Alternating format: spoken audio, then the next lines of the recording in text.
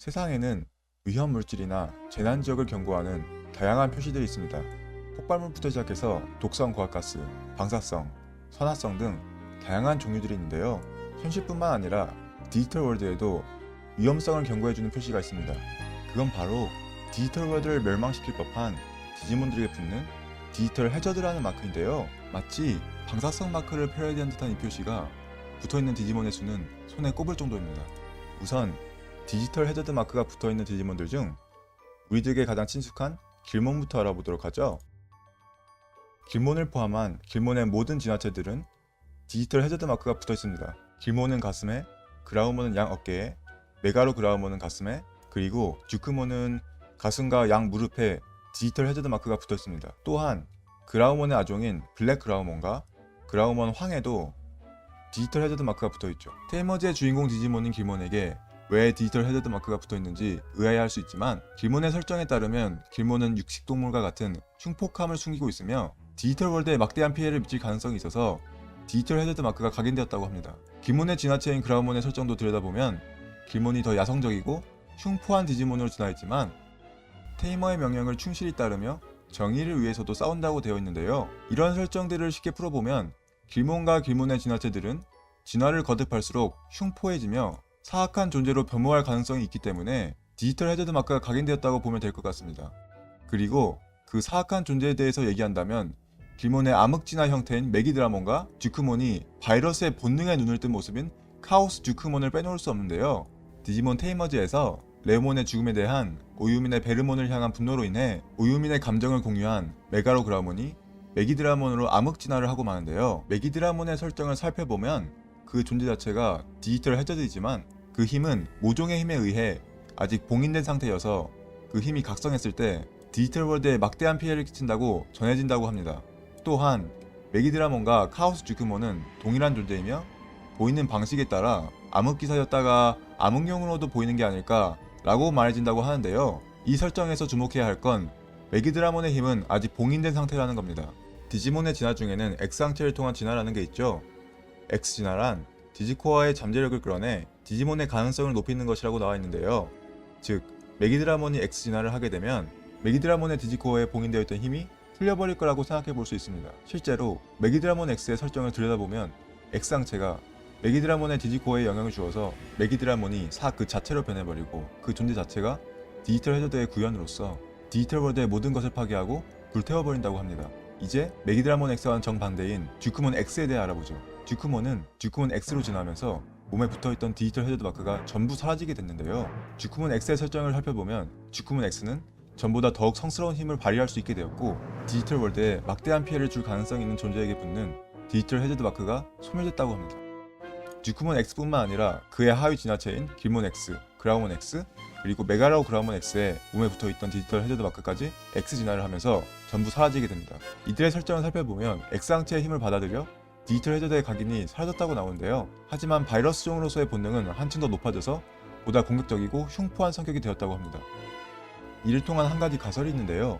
X항체는 이그드라실의 X 프로그램을 통해 사라져야 할 디지몬들이 항체를 가지게 되면서 생기게 되었습니다. X항체가 디지몬의 잠재력을 끌어내서 이그드라실의 X 프로그램에 저항하였으니 디지털 해저드라는 범주에서도 초월하지 않았을까 하는 가설인데요.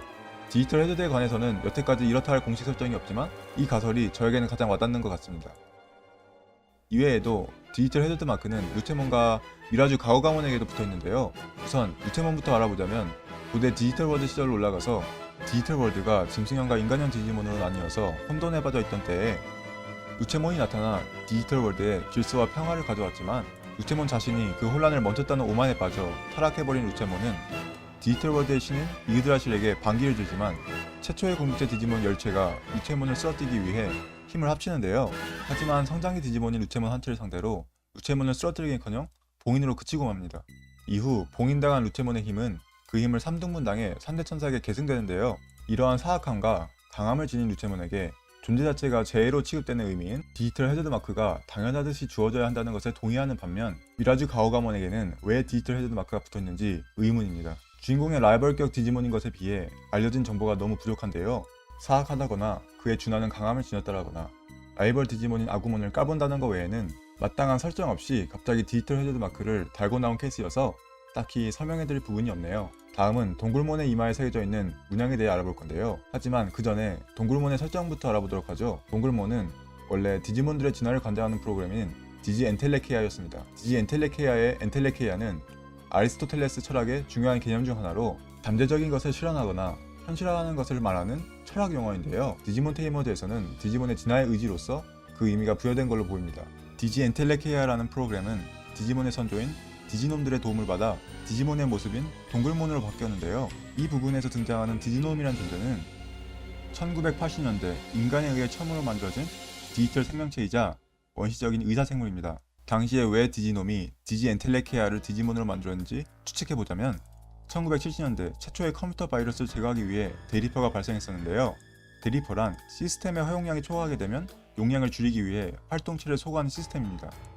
줄곧 불활성 상태에 빠져있던 대리퍼가 디지털 월드 최신부에서 각성의 전조를 보이기 시작하고 이를 감지한 청룡몬과 디지놈은 디지털 월드의 용량을 높이는 디지몬의 자율적 진화를 억제하기 위해 디지 엔텔레키아를 디지몬의 모습으로 바꿔서 리얼월드로 보낸 것이라고 할 수 있는데요. 다시 동굴몬의 이마에 있는 문양에 대한 얘기로 돌아와서 이 문양은 동굴몬의 설정화에서는 케테르라는 명칭이 붙었고 디지몬 카드에서는 제로 유니트라는 이름으로 공개되었습니다. 이 문양이 가진 의미는 아직 공식적으로 설정이 나오지 않았는데요. 동굴몬이 디지몬의 진화 프로그램이었다는 설정이기에 진화의 힘의 상징으로 보일 수도 있지만 이 마크가 붙은 디지몬은 동굴몬뿐만 아니라 루체몬, 쥐크몬, 알파몬 등 다른 여러 디지몬들에게도 붙어있기 때문에 진화에 힘의 상징이라는 의미를 부여하는 것에는 의문이 생기게 됩니다. 이에 대한 가설을 몇 가지 더 들어보자면 디지몬 테이머즈에서 대리퍼로부터 디지털 월드를 구하기 위해 동굴몬이 힘을 발휘해 디지털 월드 전역의 디지몬을 궁극체로 샤이닝 에볼루션 시킨 것을 근거로 해서 디지털 월드를 구하는 힘의 상징일 수도 있는데요. 또한 쥐크몬에게도 동굴몬의 이마의 문양과 같은 문양이 붙어있지만 카오스 쥐크몬으로 변할 시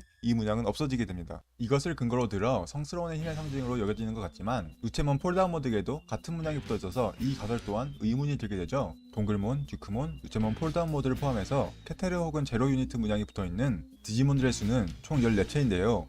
그 중에서는 테이머즈의 주역 궁극체 디지몬들과 알파몬도 있습니다. 그리고 세피로트몬도 있죠. 갑자기 세피로트몬이 튀어나와서 의아해하는 분들도 계실 텐데요. 세피로트몬은 세피로트의 나무라는 유대교의 신비주의 총파인 카빌라에서 사용하는 문양을 모티브로 해서 만들어졌습니다. 세피로트의 나무는 10개의 세피라와 22개의 길로 이어져 있으며 인간은 가장 아래에 위치한 세피라이자 이른바 물질적 왕국이라는 의미를 지닌 말쿠트에서 시작해서 32가지의 경로를 거치고 가장 위에 위치한 케테르에 도달할 때까지 세피라를 하나씩 열어가며 정신적 수양을 계속한다고 일컬어집니다. 세피로트의 나무에서 케테르는 왕관이자 창조의 원천, 순결한 존재, 그리고 생명력의 원천이라는 의미를 지니고 있네요. 어찌됐든 가장 위에 위치한 세피라가 케테르이기 때문에 세피로트몬의 가장 위쪽에 위치한 구체에 케테르 문양이 붙었다라고 생각하시면 되겠네요. 그리고 세피로트몬에게는 케테르 문양 외에도 몸의 중심에 있는 구체에 티파레트라는 문양이 붙어있는데요. 티파레트는 아름다움을 의미하며 모든 생물에 에너지를 공급하는 중심이라고 합니다. 티파레트 문양을 가진 디지몬은 세피로트몬 외에 다른 디지몬들에게도 있는데요. 그 디지몬들은 바로